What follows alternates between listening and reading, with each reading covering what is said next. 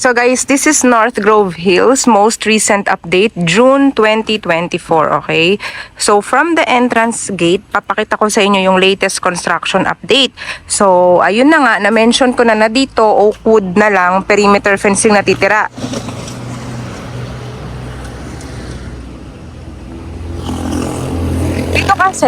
Dito kasi guys sa North Grove, ano na lang siya 98% sold. Ganun na yung status niya. So, ayun na nga. Siyempre, yung mga nakakuha, congrats. Sa mga gustong humabol, perimeter fence na tayo. So, ito, ano to? Block 11, ito block 12 to. Tapos yun, di ba may mga nakatayo na. So, ayan o. Nakikita nyo naman, di ba guys? So, sa mga client ko na nagtatanong sa akin kung ano na ba yung status ng North Grove, yung iba kasi akala nila wala pang nakatayo. Guys, actually hindi ko na nga mabilang kung ilan na yung nakatayo dito. Nakikita nyo ba yung mga yan? Mga actual units na yan, no? Yung mga nakatayo na. Buy and build po tayo dito. So, after your 24 months full DP, wait mo lang na maka-assign ng contractor sa'yo and then the permit, tapos itatayo na yung unit mo for 6 to 8 months. Ganun po yung process dito, guys. So, ngayon, while waiting for a client, nagva-vlog muna ako, okay? Kasi gusto ko pang i-promote yung natitira. Ubusin na po natin yung huling block na inopen.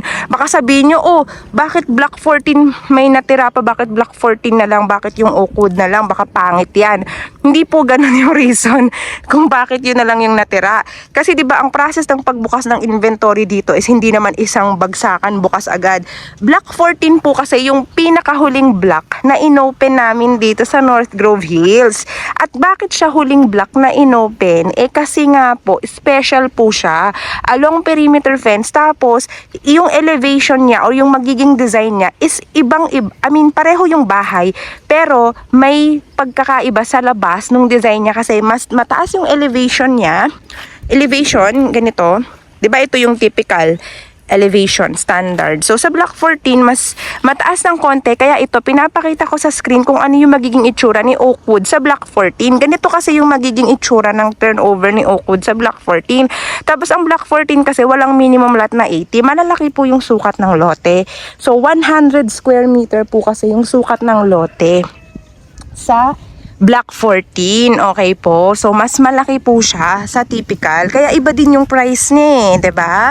So ganun po yung reason behind that, okay? So sa gustong humabol, oak wood model, block 14 na lang yung natitira. Ito po yung ating magiging details. Ayan. Ganyan yung itsura niya sa screen. Tapos punta ako doon mamaya sa block 14 kasi gusto ko rin ipakita sa mapa yung sinasabi ko rin magiging pwesto niya. Okay, guys. So yan. So, ang gusto kong ipakita sa inyo guys, 'di ba? Ito yung actual turnover ni Oakwood, yung typical na 80 square meter at sa lahat ng blocks dito except kay block 14 kasi nga special siya. So, para makikita niyo yung difference. So, kapag block 14, ayan, pinapakita ko sa inyo ngayon sa screen yung magiging itsura ng turnover niya. 'Di ba? Medyo pataas siya ng konti tapos nagkaroon ng parang hagdan sa harap na ganyan. Ganyan yung magiging turnover nun sa block 14 na Oakwood. So, pero yung bahay, yung bahay yung pinag-uusapan natin, walang pinagbago. Same ng floor area, same ng design, ng ganyan. Yung sa labas lang nagkaroon ng konting difference sa block 14 kasi 'di ba ito nga yung actual turnover ni Oakwood, 'di ba? So, yan. Same pa rin yung bahay, ha? So, wag po kayong mako-confuse or malilito doon. Baka sabihin nyo, o baka nag-iba rin yung itsura ni Oakwood. Yung pinakabahay mismo, hindi nag-iba. So, ganito pa rin siya, ha? So, ang pinagkaiba lang sa block 14, syempre, dahil mas malaki yung lote nun, kasi ito 80 lang to, eh. Diba?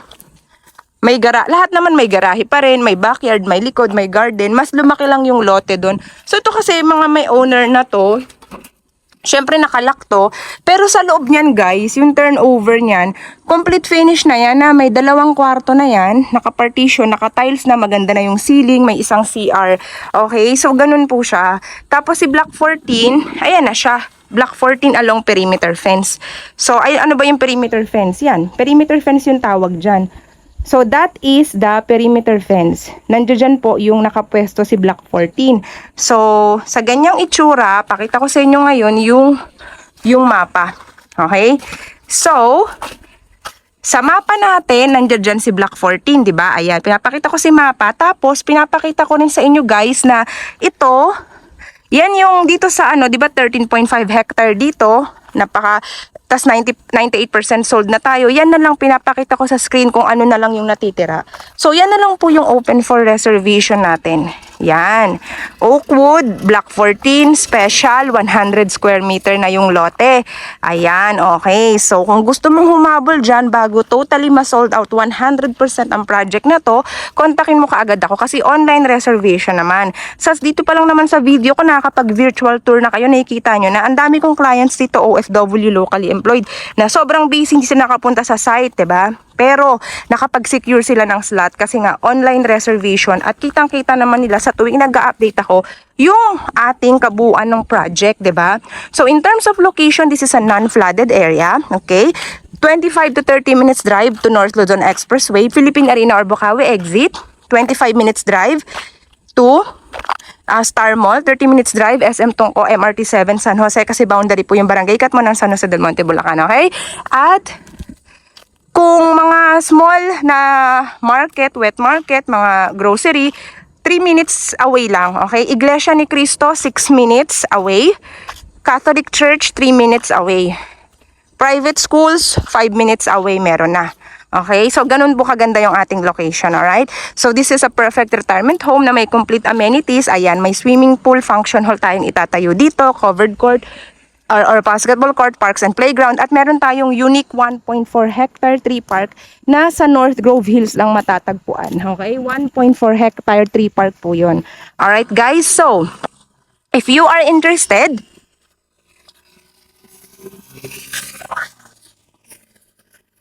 kung tayo po ay hahabol dito sa North Grove Hills, kailangan nyo pong bilisan. Pag mabagal po tayo, hindi tayo nakakakuha ng mas magandang slot at baka tayo ay maubusan, okay? Para ma-avail nyo pa yung ating June promo.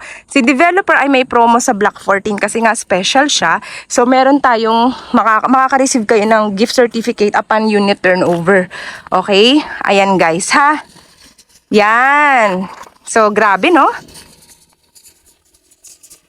Grabing promo for June 2024. So guys, what are you waiting for? Grab the very few units left for Oakwood model, Block 14, North Grove Hills. Contact me as soon as possible. Yan na yung Viber WhatsApp number ko guys, ha. Chat nyo lang ako, mention Oakwood model. Okay na yan, tawagan ko kaagad kayo or i-chat ko kaagad kayo, mapi-pre-qualify ko kayo. Tapos, secure natin yung reservation, send ko sa'yo yung lahat ng information, mapa, pagpipilian mo, pati yung forms, okay? Sa email, okay? Ganun lang siya guys. Very easy, very smooth process lang po tayo dito. Kaya naman, good luck sa inyo sa mga makakahabol sa very few units. Grabe, no? Thank you everyone. Please don't forget to hit like and subscribe to my YouTube channel. Thank you everyone.